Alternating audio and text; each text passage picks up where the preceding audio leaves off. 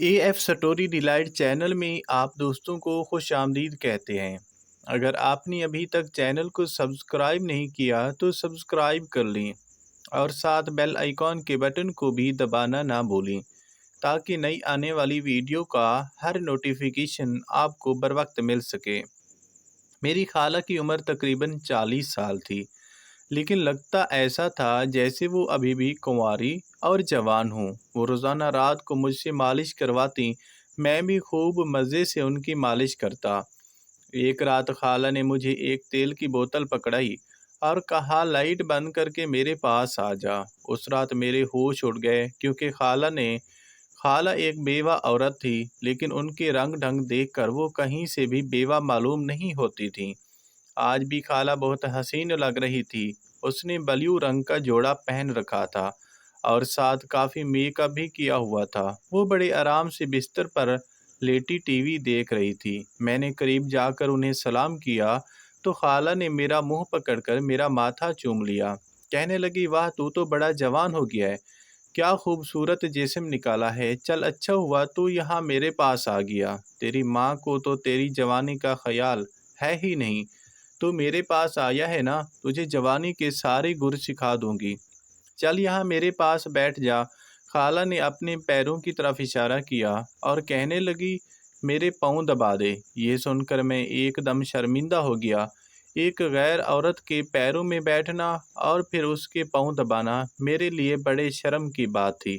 میں تو یہ سوچ کر آیا تھا کہ وہ گھر کے کام کاج کروائیں گی، لیکن انہوں نے مجھے اپنے پیروں میں بٹھا لیا تھا اور اپنے پاؤں میری گود میں رکھ دیے تھے۔ نہ چاہتے ہوئے بھی میں دھیرے دھیرے ان کے پاؤں دبانے لگا تھا، کیونکہ اماں نے کہہ کر بھیجا تھا کہ خالہ کو خوش رکھو گے تو وہ تمہیں اچھی تنخواہ دیں گی اور ہمارے حالات ٹھیک ہو جائیں گے۔ اماں نے سختی سے تاکید کی تھی، یہ نوکری ہرگز نہ چھوڑنا۔ اس لیے میں خالہ کے ہر حکم کا پابند تھا، لیکن مجھے کیا معلوم تھا کہ خالہ نے مجھے یہاں کس مقصد سے بلایا ہے۔ کافی دیر تک میں خالہ کے پاؤں دباتا رہا، پھر خالہ نے کہا، سامنے شیشے میں تیل کی بوتل رکھی تھی۔ میں وہ ہٹا کر خالہ کے پاس آیا تو وہ اوندا لیٹ گئی۔ کہنے لگی، چل میری کمر کی مالش کر دے، میری کمر میں بڑا درد ہے۔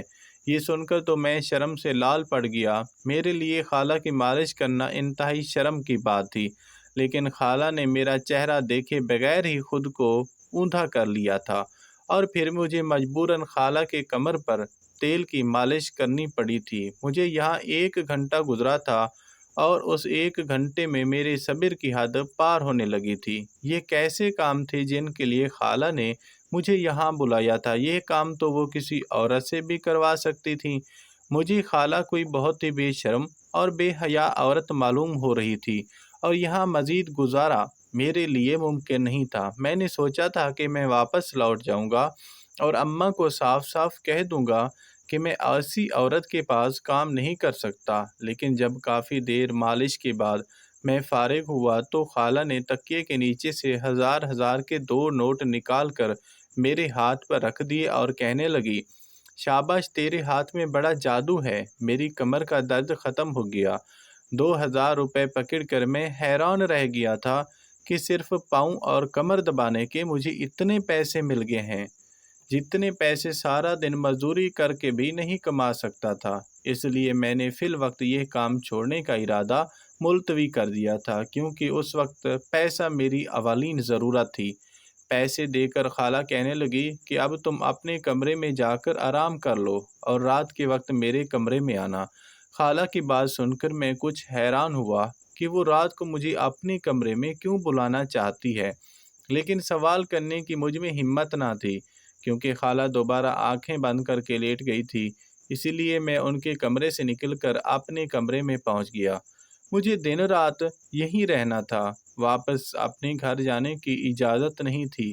باقی سارا وقت میں بالکل فارغ رہا کرتا تھا، کرنے کو کچھ کام نہیں تھا، بلکہ یہاں تو مجھے کھانے پینے کو بھی اچھا مل رہا تھا۔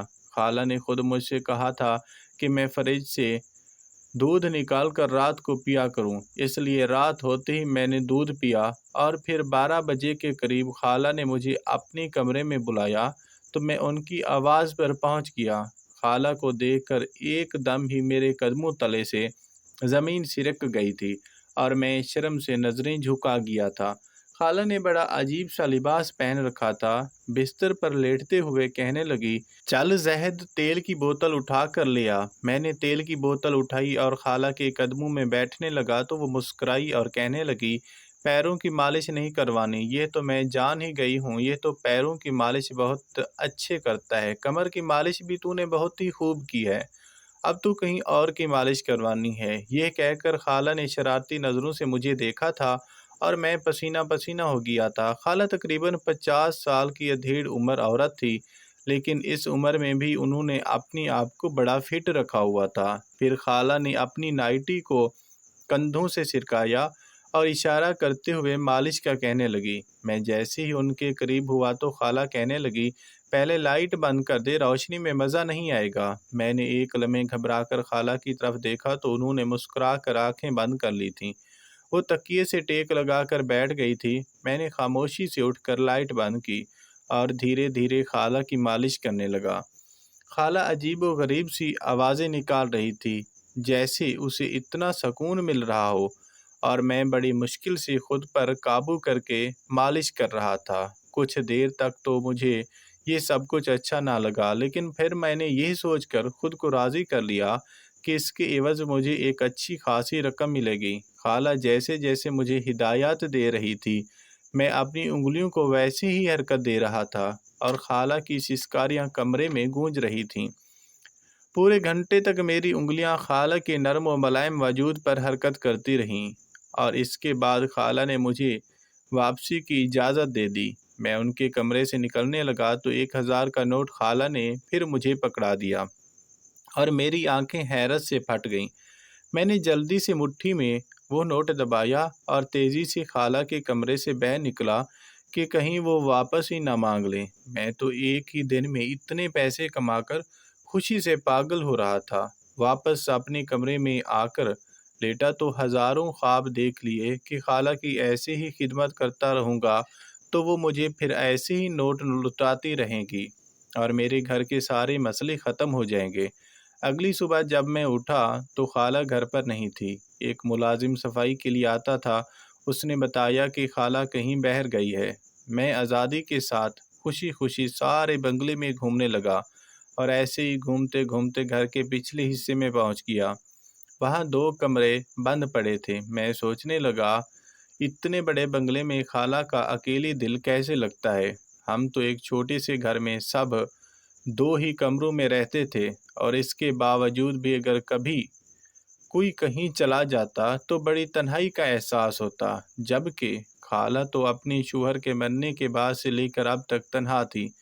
अभी मैं यही सोच रहा था कि खाला पीछे से चली आई, गुस्से से कहने लगी, जहद, तुम्हारा यहाँ क्या काम है? चलो मेरे साथ मेरे कमरे में। मेरा हाथ पकड़कर वो मुझे खींच कर कमरे में ले गई और अपनी साथ बिठा लिया।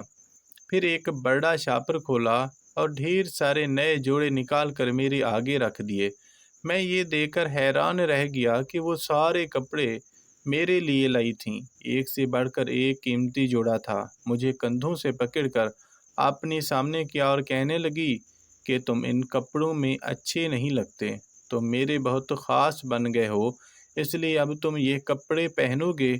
और फिर खाला के कहने पर मैंने वो कीमती कपड़े रख लिए थे और इनमें से एक पहन भी लिया था। उसे पहनकर मैंने खुद को आईने में देखा तो मैं हैरान रह गया। मैं तो अच्छा खासा घबरू जवान लग रहा था। 16 साल का तो मालूम ही नहीं हो रहा था। खाला ने मुझे देखा तो मेरी तारीफ किए बिना ना रही और कहने लगी, देखो तुम कितने कड़ियल जवान हो। इन कपड़ों में तुम्हारी मर्दानगी इतनी वाज़ेह हो रही है। अब तुम यही कपड़े पहनना। मेरी भी खुशी की इंतहा नहीं थी। मैं दिल ही दिल में खाला को दुआएं देने लगा और फिर खाला ने सारा दिन मुझसे कुछ ना कहा, लेकिन रात होते ही अपने कमरे में बुला लिया और फिर लाइट बंद करके मालिश करने का कहा। मुझे फिर से शर्म आने लगी क्योंकि खाला ने फिर एक अलग किस्म की नाइटी पहन रखी थी और वो पूरी की पूरी आफत लग रही थी। अब तो खाला को देखकर मेरे जज्बात भी बेकाबू होने लगे थे। खाला ने लाइट बंद करवाने के बाद फिर मुझसे पूरी तरह मालिश करवाई थी اور میں ان کی مالش کرتا رہا تھا۔ 2 گھنٹے بعد میری چھٹی ہوئی تھی اور ساتھ ہی 1000 روپے بھی انہوں نے میرے ہاتھ پر رکھ دیے تھے، اور یہ سلسلہ کچھ دن تک ایسے ہی چلتا رہا۔ کچھ دنوں تک مجھے لگا کہ شاید خالہ نے مجھے اسی کام کے لیے رکھا ہے، تو میں پوری طرح مطمئن ہو گیا۔ لیکن اب 20 دن گزر گئے تو ایک دن خالہ نے مجھے اپنی پاس بلایا اور جو کام کرنے کو کہا وہ سن کر میں حیران رہ گیا۔ خالہ کہنے لگی کہ میرا کچھ ضروری سامان ہے جو تجھے دوسرے شہر پہنچانا ہے۔ میں نے پریشانی کے عالم میں خالہ سے کہا کہ میں تو کبھی شہر سے باہر نہیں گیا، تو پھر آپ کا سامان کیسے پہنچاؤں گا؟ خالہ کہنے لگی کہ ڈرائیور اور گاڑی میں تجھے دوں گی، بس تجھے میرا سامان اس پتے پر پہنچا دینا ہے۔ مجھے ڈرائیور پر بھروسہ نہیں ہے، تو میرا اپنا ہے، اس لیے میں آنکھ بند کر کے تجھ پر یقین کر سکتی ہوں۔ جب خالہ نے ڈرائیور اور گاڑی دینے کی بات کی تو پھر میرے لیے یہ کام زیادہ مشکل نہیں تھا، اس لیے میں راضی ہو گیا اور کچھ بھی اسی بہانے میں دوسرا شہر بھی دیکھ لوں گا۔ خالہ نے ایک بڑا سا پارسل گاڑی میں لوڈ کروایا اور مجھے گاڑی کے ساتھ ہی بٹھا دیا۔ مجھے پتہ بھی سمجھا دیا اور کہنے لگی کہ بس اس پارسل کو احتیاط سے پہنچا دینا، اور پھر ہم وہاں سے نکل گئے۔ 2 گھنٹے بعد ہم شہر کی حدود سے باہر تھے اور پھر خالہ کے بتائے پتے پر ہم نے اس پارسل کو پہنچا بھی دیا تھا، اور رات تک میں واپس بھی لوٹ آیا تھا۔ جب واپس آ کر میں نے خالہ کو بتایا تو وہ حد سے زیادہ خوش ہوئیں۔ اس نے میرے ہاتھ پر 5000 روپے رکھ دیے اور کہنے لگی واقعی زید تو بڑا کام کا لڑکا ہے، اب تو ہمیشہ میرے پاس ہی رہے گا۔ چل اگر تجھے زیادہ تھکن نہیں ہو رہی تو میری مالش کر دے۔ خالہ کی بات سن کر میں نے پھر سے تیل اٹھا لیا۔ میں تھک تو گیا تھا لیکن 5000 کے نوٹ کی خوشبو نے مجھے پھر سے تر و تازہ کر دیا تھا۔ کافی دیر تک میں خالہ کی مالش کرتا رہا تھا اور ان کی آہوں سے کمرہ گونجتا رہا تھا۔ میں حیران تھا کہ خالہ زیادہ کام کاج تو کرتی نہیں تھی، پھر اتنی تھک کیسے جاتی تھی؟ سارا دن سوائے شاپنگ کے خالہ کے پاس اور شاید کوئی کام نہیں تھا، کیونکہ خالہ اکثر ہی صبح سویرے گھر سے نکل جاتی اور شام کے وقت لوٹتی۔ کبھی کبھی تو مجھے یہ سوچ کر بھی حیران کر دیتی کہ خالہ کے پاس اتنا پیسہ کہاں سے آتا ہے، جبکہ وہ تو ایک بیوہ عورت ہے۔ اور جہاں تک اماں نے مجھے بتایا تھا، میرے مرحوم خالو بھی کوئی ایسا خاص کام نہیں کرتے تھے۔ اماں نے یہی بتایا تھا کہ خالو کے مرنے کے بعد ہی خالہ کے حالات بدلے ہیں، لیکن کیسے، اس کے بارے میں کسی کو کچھ علم نہیں تھا۔ میں مالش کر کے فارغ ہوا تو خالہ کہنے لگی کل پھر ایک پارسل پہنچانا ہے، اسی طرح اگر تو کام کرتا رہے گا تو دیکھنا اتنے پیسے کمائے گا۔ ایک اور پارسل کا سن کر میں بڑا خوش ہو گیا اور مجھے امید ہو گئی کہ خالہ مجھے 5000 روپے دے گی، لیکن اگلا پارسل پہنچانے کے تو خالہ نے مجھے 7000 روپے دیے تھے، جبکہ شہر سے باہر بھی نہیں جانا تھا بلکہ شہر کے اندر ہی سامان پہنچانا تھا۔ وہ ایک بڑا سا بنگلہ تھا جہاں خالہ کے کہنے پہ میں نے وہ پارسل اتروا دیا تھا۔ اتنا بھاری بھرکم پارسل تھا کہ اٹھایا نہیں جا رہا تھا، نہ جانے خالہ نے اس میں کیا بھیجا تھا۔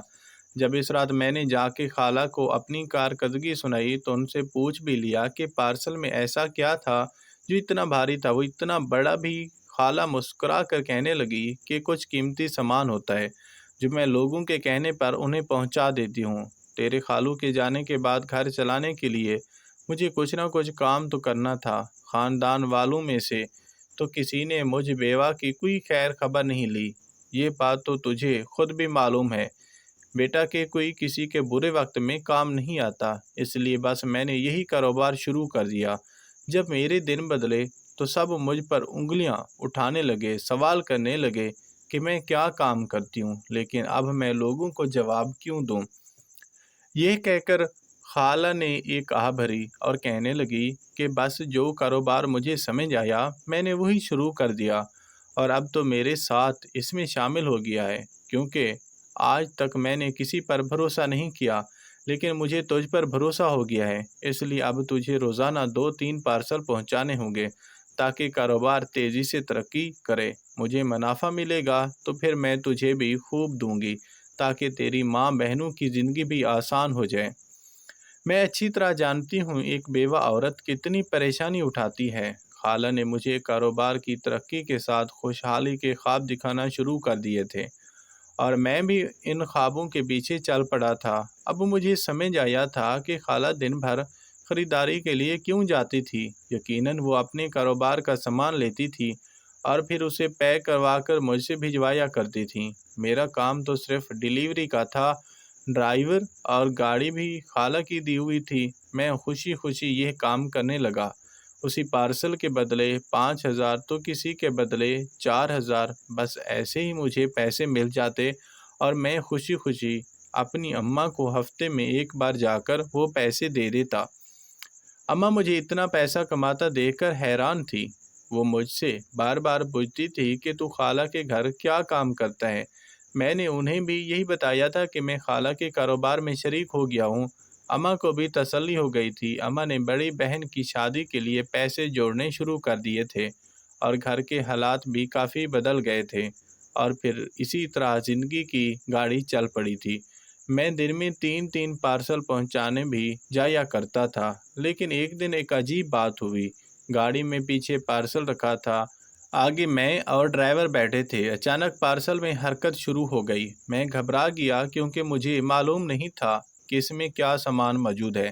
میں نے پریشانی سے ڈرائیور کی طرف دیکھا تو وہ بھی لا علم تھا، اور پھر پارسل کا ڈبہ تیزی سے ہلنے لگا۔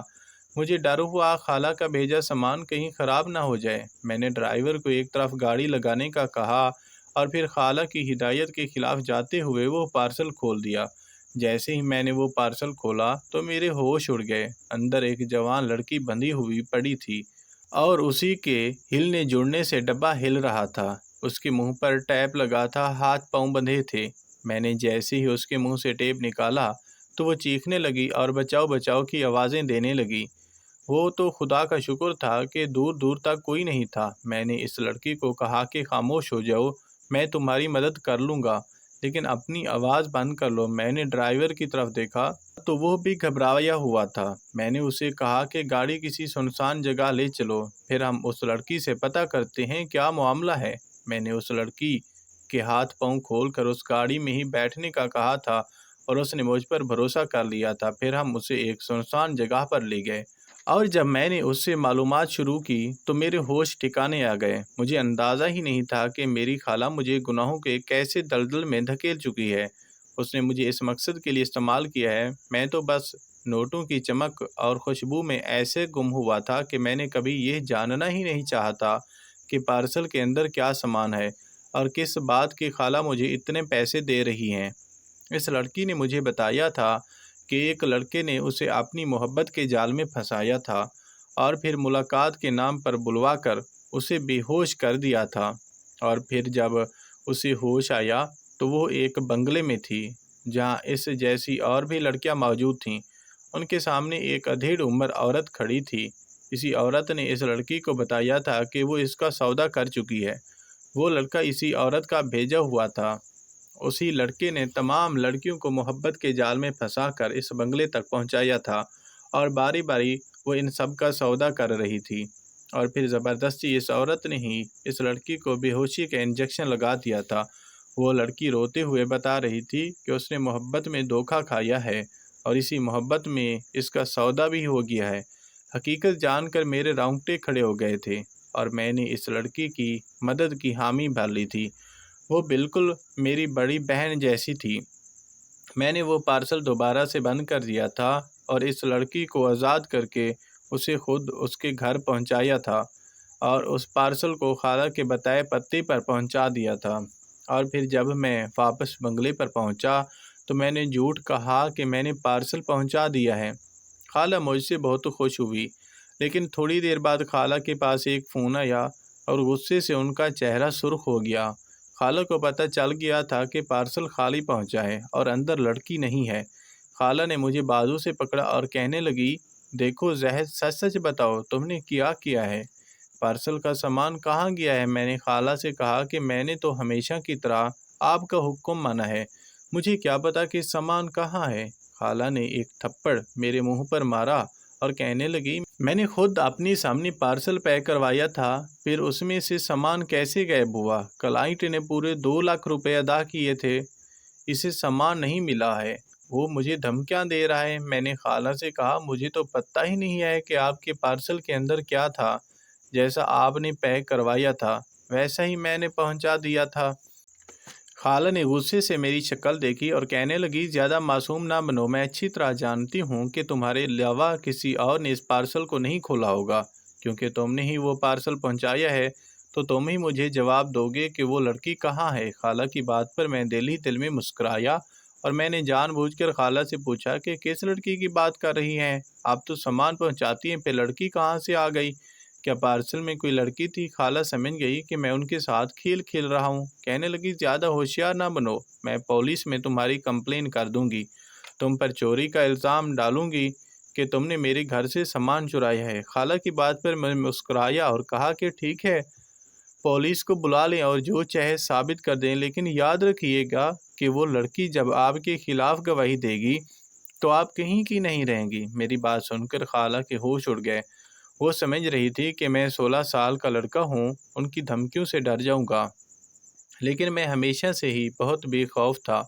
और फिर ड्राइवर ने भी मेरा साथ देने का वादा किया था। वो भी एक नेक इंसान था जो अनजाने में मेरी तरह ही इस गुनाह में मुलविस हो गया था। जब खाला ने मेरे तेवर देखे तो कहने लगी कि मैंने तो तुम्हारी मदद की थी, तुम तो मेरे ही दुश्मन बन रहे हो।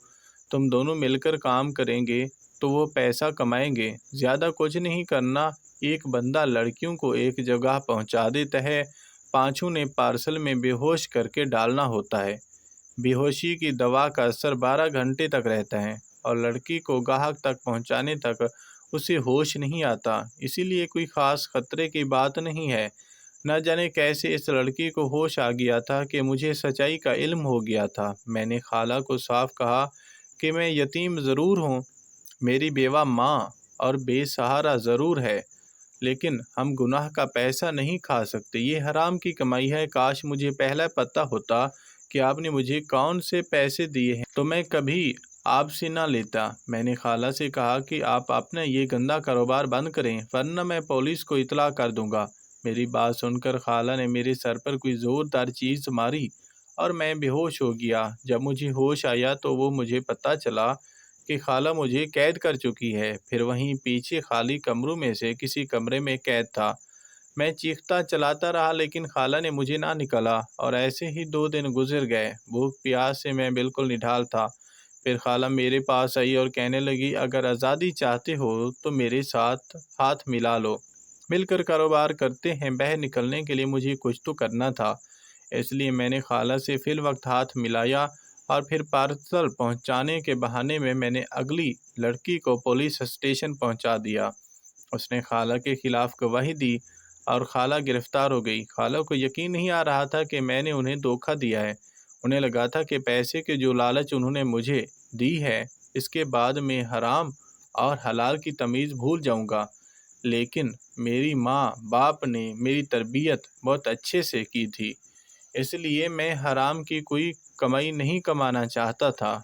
आज खाला जेल की सलाखों के पीछे हैं और वह तमाम लड़कियां जिनका सौदा खाला ने किया था, उन्हें पुलिस आज़ाद करवाने की कोशिश कर रही है। मैं वापस अपने घर चला गया और मैं एक सब्ज़ी की दुकान पर काम कर रहा हूँ। मेरी कमाई बहुत ज़्यादा नहीं है, लेकिन हलाल की है और इसी बात की मुझे खुशी और सुकून है। यकीनन हलाल में ही बरकत होती है और हमें हलाल तरीके से ही माल कमाना चाहिए।